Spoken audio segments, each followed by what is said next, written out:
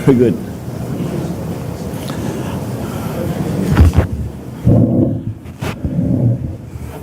Good morning, ladies and gentlemen, and of course to our visitors from the United States, Secretary Antony Blinken and Secretary Lloyd for the 2+2 meetings that we are going to be conducting. Welcome back to the Philippines. And I'm always very happy that these communication lines are very open so that all the things that we are doing together in terms of our alliance, in terms of the specific context of our situation here in the West Philippine Sea and in the Indo-Pacific, are continuously examined and re-examined, so we are agile in terms of our responses. But we are very happy to see you once again. I'm a bit surprised considering how interesting your political situation has become back in the States, but I'm glad that you found the time to come and visit with us. Mr. President, thank you so much. Thank you for as always, the warm welcome. I bring you greetings from President Biden, Vice President Harris, along with Secretary Austin. We're very, very pleased to be here. Let me just start by sending our deepest condolences to all of the victims of the recent typhoon, and to say again, anything we can do to be of assistance, we welcome doing that. I think today is genuinely historic. This is the first time that the Philippines has hosted our 2+2. It's, I think, really evidence of a steady drumbeat of very high-level engagements between our countries that are covering the full range of issues and opportunities that bring us together, not only security, but also economic, and we're truly grateful for this partnership. We look forward to a very good day with our colleagues, and to further advancing the critical work that we're doing together. So thank you again for receiving us. No, of course. Mr. President, let me echo Tony's comments on the warm welcome. It really is great to be back in country again.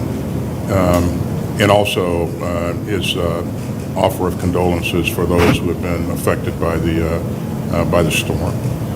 I've said a number of times that we're more than allies, we're family.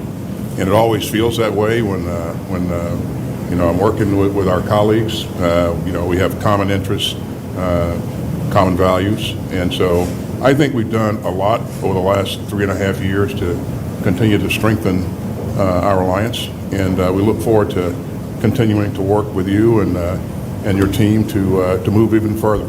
But thanks for your leadership, Mr. President. Again, it's been a great 3.5 years, and I look forward to another 3.5 or another 4 in strengthening this relationship. So thanks. Thank you very much indeed.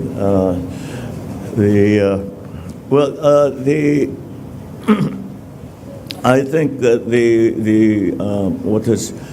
all of the things that we have done in the previous months has been really serves really to make all our alliances and partnerships more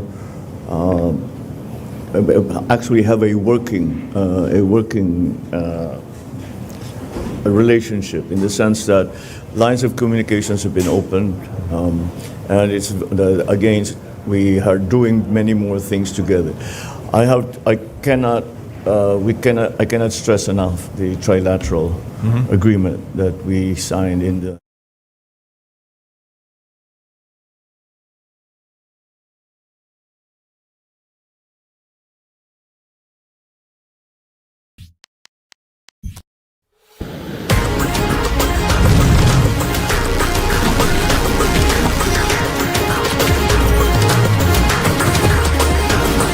incorporating it in our eGov PH app eventually. Yeah. So it's a more complicated process, but it's ongoing. At the same time, we are doing a lot of connectivity in the remote areas. So we have a project called the Smart Village, Smart Island project, which we are partnering with the ITU, International Telecommunications Union. So they've identified the Philippines to be one of the pilot areas where they see this to be a strong enabler. And what this does is, well, we're piloting it in Sakol Island, which is a very remote island in southern Mindanao. It's out of Zamboanga City going towards Basilan. And so that island has a population of 14,000, and they've never had any connectivity. So zero connectivity, 4 barangays. And so I traveled there actually during my first 3 or 4 months in office. So traveled there by boat, and then came down. There are no roads, so we have to move by habal-habal, Oh, yeah. by motorcycle. This tiny, inland, and we installed the telecommunications equipment there, Wi-Fi, internet, and you can see the impact immediately as soon as you provide them with the connectivity. The whole place suddenly becomes a flurry of activity. People become more engaged. Because, give you an example, that island is populated by our indigenous people, Yakans, Tausugs, and they produce beautiful hand embroidered fabric that can be used for either clothing or for table runners. Yeah. Beautiful. The patterns are exquisite, but they do not have access to market. So what they do is these villages, old lady will do their embroidery, and then make maybe a few dozen a month. Then what will happen is, for that month, they will load that inventory into a boat, travel 2 hours, spend 500 pesos to Zamboanga City, To try and sell it. try and sell it, put up a stall, try and sell it, or they have a buyer who can do a barter. They will exchange it for corned beef, for eggs, for delata, or whatever that they Yeah. need. No, then they take the 500 peso or 200 or 500 peso. Profit. Yeah, and well, they still have to spend on the banca Oh, shock. to go back. So there's nothing much Yeah. left. And then they also use that opportunity to buy load so that they can communicate with their relatives while they are in Zamboanga City, because that's where they have the signal. Because once they go back to the islands, they don't have the signal anymore. Yeah. So they spend the whole day there to do so, and then they do their bank transactions there na rin. Sometimes several days. Yeah. They have to stay in the hotel because lahat ng kailangan, magpo-process siguro ng PhilHealth or transact It's in the whatever. city. Yeah. So they do everything there, then they go back to their village. Yes, sir. Sec, Now, when we provide, Yes, so sir. when we provide the connectivity, now they can do it online. yeah. And so then they can now have a digital bank account Yeah. or an e-wallet. So they can now deposit and withdraw digitally without leaving the island.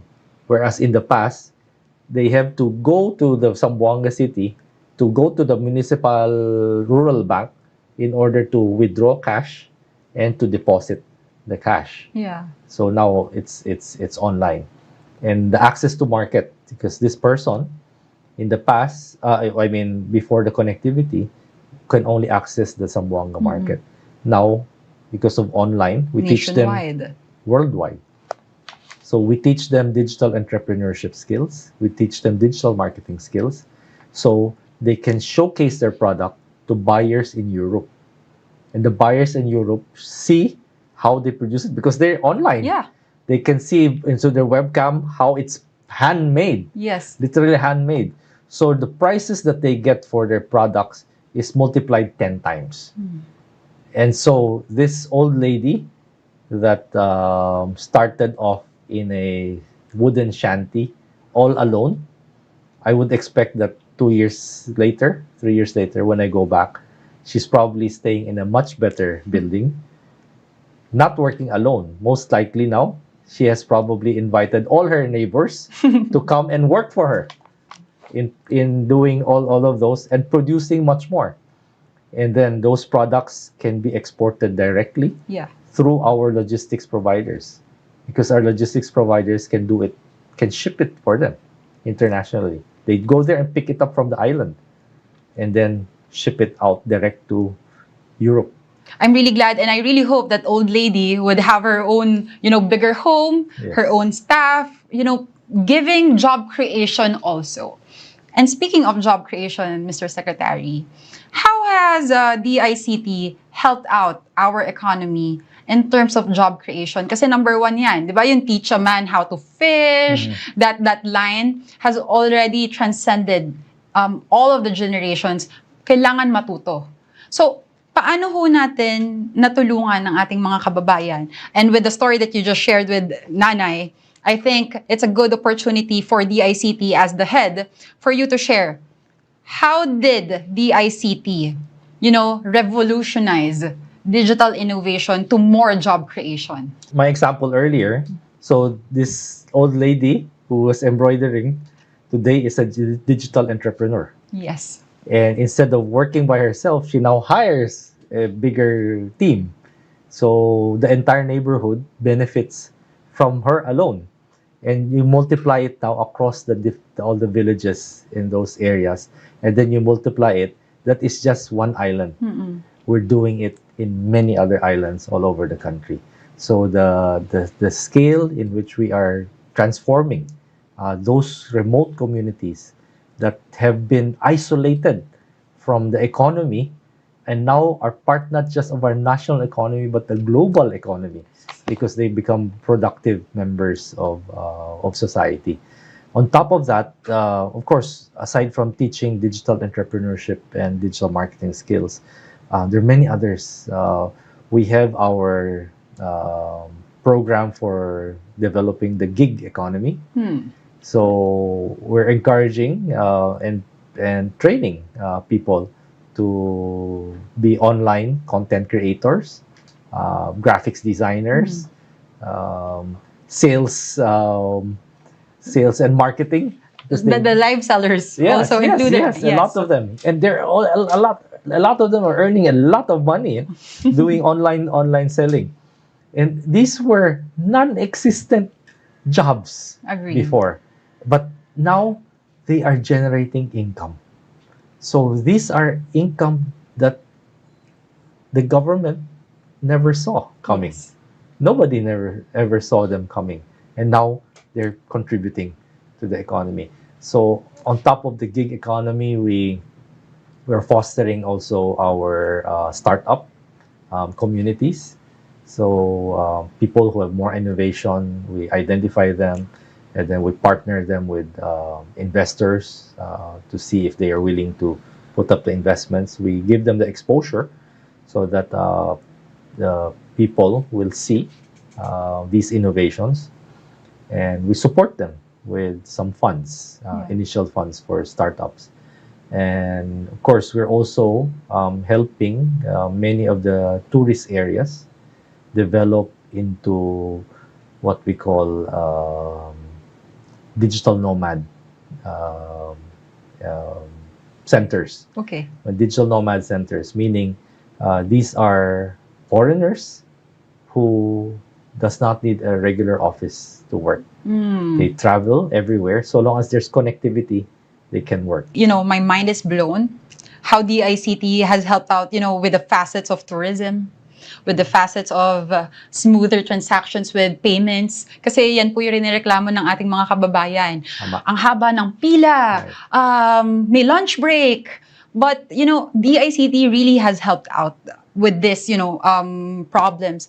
Pero, Sec, nothing is perfect in this world. Ano pinakamahirap na napagdaanan ninyo as a secretary of the DICT this past 2.5 years? And I'm pretty sure there is some, stumbles, right? Many. So, can you please share to our kababayans what they were and how you and our DICT family helped you remedy it for our entire nation? Sad to say, one of the big challenges is indifference, especially among government employees. A lot of our government employees have grown weary in the bureaucracy that they have become jaded. They've become jaded, and so they now, many of them have this attitude that, oh, 6 years lang kayo dyan, no? Anong mga reform na gusto niyo gawin dyan? After 6 years, wala na kayo. Iba na naman ang uupo dyan. So, di-dribble lang namin kayo. Oh, no. Until matapos yung 6-year term nyo. So, that's sad. That's sad. And we really need to inculcate or re-inculcate the value and the honor of public service. Yes. Because I think that has been lost through many decades of bureaucratic red tape that has jaded our civil servants. So, kaya you would, it's classic, no? You hear stories about the public going to a government office, suplada na mga nakaharap doon. Minsan ang haba-haba na ng pila, pero nagmamanicure pa yan, so walang oras na magkasikaso sa mga nila. So we need to really do some values reorientation. Yes. In order to bring up that pride that as a public servant, we are there not because we are kings, that we are lords, but we are servants to the Yes. people. We get our salary from the people, and therefore we owe it to the people to give them the best service possible. Yeah. So that's one. Second is dealing with petty little lords that want to establish their little kingdoms. When we introduce all of these reforms and cut across the different government agencies by helping them fulfill their mandate, helping them computerize, there you will meet people who will resist. Who wanna stay? Yeah, Okay. as is, status quo, Yes. and will tell us in very clear words, stay away. We don't need that. You stay away from our turf. We know what we're doing, and we want to keep doing it this way. So you do it. If you want to do any change, any reforms, anything, you do it somewhere else, but not here. Okay. Not here. And we have dealt with many of those in many departments. Of course, so sometimes I get to talk with the department head, because the department heads are very clear on the importance of digitalization, Yes. the importance of the directives of the president, that we need to move forward in this area if we want our Philippines to be competitive Yes. worldwide. So the department heads are very clear. It's just when you go down to the mid-level executives that you start encountering these Resistance. Yeah, and the resistance can be quite fierce. And so sometimes the heads of agencies are not able to do much because these are either protected by the civil service or many other issues that cover them. So kami naman in the DICT, we only have so much time to do a lot of things. So instead of getting bogged down with organizations that do not want change, we'd rather devote our time to organizations that want, That welcome it. and then let's tackle all of those first.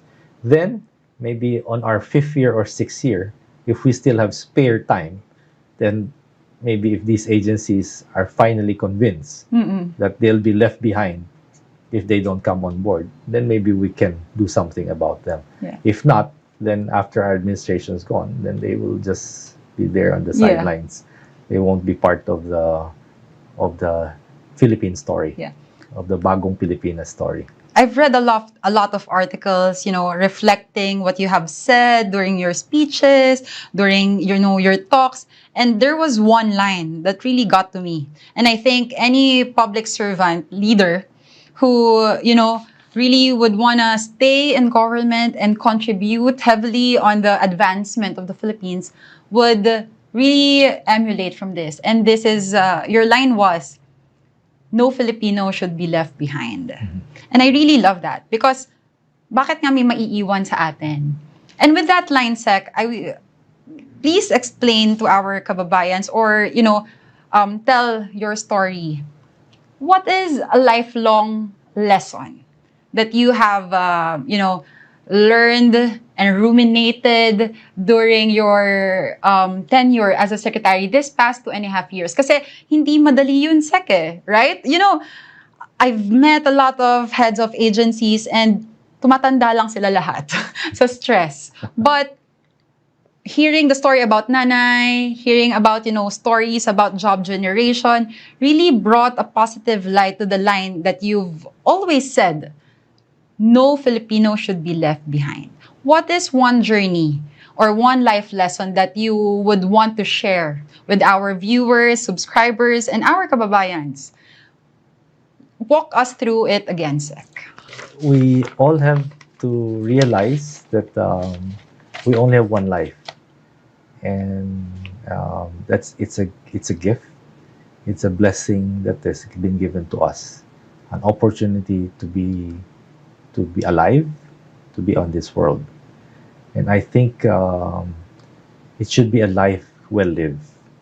And what do I mean by a life well lived? It's a life where you were able to make a positive difference in the lives of all other people that you've touched. That in the end, when